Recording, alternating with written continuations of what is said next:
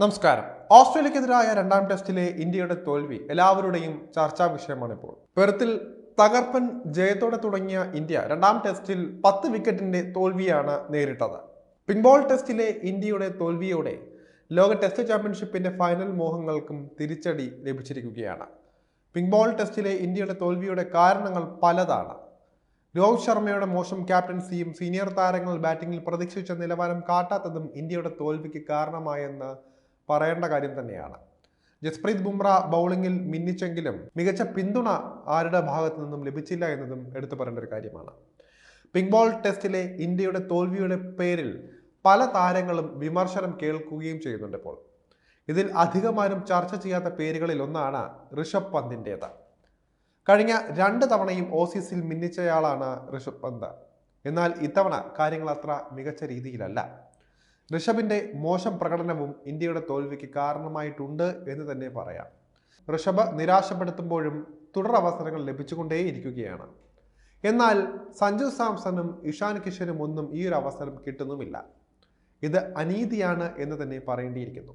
Wicket കീപ്പറായ Rishabh നിരവധി പിഴവുകളാണ് ആദ്യ 2 ടെസ്റ്റിലും വരുത്തിയത്. വിക്കറ്റിന് പിന്നിൽ ഋഷഭ് അനാവശ്യ ശ്രമങ്ങൾ നടത്തി ക്യാച്ചുകൾ നഷ്ടപ്പെടുത്തി. രോഹിത് ശർമ്മയ്ക്ക് ലഭിക്കേണ്ട അനായാസ ക്യാച്ചാണ് ഋഷഭിന്റെ ഇടപെടൽ മൂലം നഷ്ടമായത്. ടെസ്റ്റിൽ ഒരു ചെറിയ പിഴവിന് പോലും വലിയ വിലയാണ് നൽകേണ്ടി വരിക. ഈ ഒരു സാഹചര്യത്തിലാണ് നിർണായക റോളിലെത്തിയ ഋഷഭ് ഇത്രയും ഗുരുതര പിഴവുകൾ വരുത്തിയത്. ഉത്തരവാദിത്തം കാട്ടി മത്സരത്തിന്റെ സാഹചര്യം മനസ്സിലാക്കി കളിക്കാൻ ഋഷഭ് തയ്യാറാകുന്നില്ല. ആദ്യ മത്സരത്തിൽ നഥാൻ ലിയോണെ ക്രീസിൽ നിന്ന് കയറി കളിച്ച് സ്റ്റംപിങ്ങിലൂടെയാണ് ഋഷഭ് പുറത്തായത്. അനാവശ്യമായ റൺസിന് ശ്രമിച്ച് തന്റെ വിക്കറ്റിന് യാതൊരു വിലയും കൊടുക്കാത്ത നിലയിലാണ് ഋഷഭ് കളിക്കുന്നത്. 4 ഇന്നിംഗ്സിൽ നിന്ന് അദ്ദേഹം ആകെ നേടിയത് വെറും 87 റൺസ്. 21 ശരാശരിയിലാണ് ഈ ഒരു പ്രകടനം. ഋഷഭിന്റെ ടെസ്റ്റ് സീറ്റിന് ആരും വെല്ലുവിളി ഉയർത്തുന്നില്ല എന്ന ആത്മവിശ്വാസം കൊണ്ടായിരിക്കാം ഇത്തരത്തിലുള്ള ദയനീയമായ പ്രകടനം. എന്തൊക്കെ പിഴവുകൾ ഉണ്ടായാലും എല്ലാവരും ഋഷഭിനെ പിന്തുണയ്ക്കും. പ്രതിഭയുള്ളവനാണെങ്കിലും സമീപകാലത്ത് അലസത കൂടിയിട്ടുണ്ട് എന്ന് തന്നെ പറയാം. ഈ ഒരു സാഹചര്യത്തിൽ മലയാളി താരം കൂടിയായ സഞ്ജു സാംസണെ ടെസ്റ്റിൽ നിന്ന് മാറ്റി നിർത്തുന്നത് ശരിയായ രീതിയല്ല എന്നുള്ളൊരു ആക്ഷേപവും വരുന്നുണ്ട്.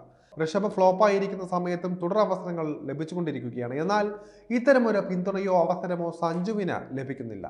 ഋഷഭ് പന്ത് ടെസ്റ്റിൽ പകരക്കാരനില്ലാത്ത നിലയിലാണ് മുന്നോട്ട് പോയിക്കൊണ്ടിരിക്കുന്നത്. ടീം മാനേജ്മെന്റും പരിശീലകരും ഇതിന് പിന്തുണ നൽകുകയും ചെയ്യുന്നുണ്ട്. ഋഷഭിന് പകരം സഞ്ജുവിന് ഇംഗ്ലണ്ട് പരമ്പരയിലെങ്കിലും അവസരം നൽകേണ്ടതുണ്ട്. സഞ്ജുവിനെ ടെസ്റ്റിലേക്ക് പരിഗണിക്കുമെന്ന സൂചന ഗൗതം ഗംഭീർ നൽകിയിരുന്നുവെങ്കിലും ഇത് നടപ്പായിട്ടില്ല. ഋഷഭിനെ വീണ്ടും ഫോമിലേക്ക് കൊണ്ടുവരാൻ ശക്തനായൊരു എതിരാളി വളർന്നു വരേണ്ടതായി ഉണ്ട്. ഇതിനേറ്റവും അനുയോജ്യൻ സഞ്ജു സാംസൺ ആണെന്ന് തന്നെ പറയാം. സമീപകാലത്തായി മികച്ച ഫോമിലാണ് സഞ്ജു കളിക്കുന്നത്.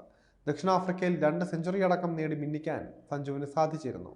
സെനാ രാജ്യത്ത് തനിക്ക് മികവ് കാട്ടാനാകുമെന്ന് നേരത്തെ തന്നെ തെളിയിച്ച സഞ്ജുവിന് വിദേശ ടെസ്റ്റ് പര്യടനങ്ങളിൽ അവസരം നൽകാവുന്നതാണ്. ഇനിയുള്ള 3 മത്സരത്തിലും ഇന്ത്യക്ക് ജയിക്കേണ്ടത് വളരെ പ്രധാനപ്പെട്ട കാര്യമാണ്. അല്ലാത്ത പക്ഷം ലോക ടെസ്റ്റ് ചാമ്പ്യൻഷിപ്പ് ഇന്ത്യയുടെ ഫൈനൽ സീറ്റ് അതിൽ നഷ്ടമാവുകയും ചെയ്യും.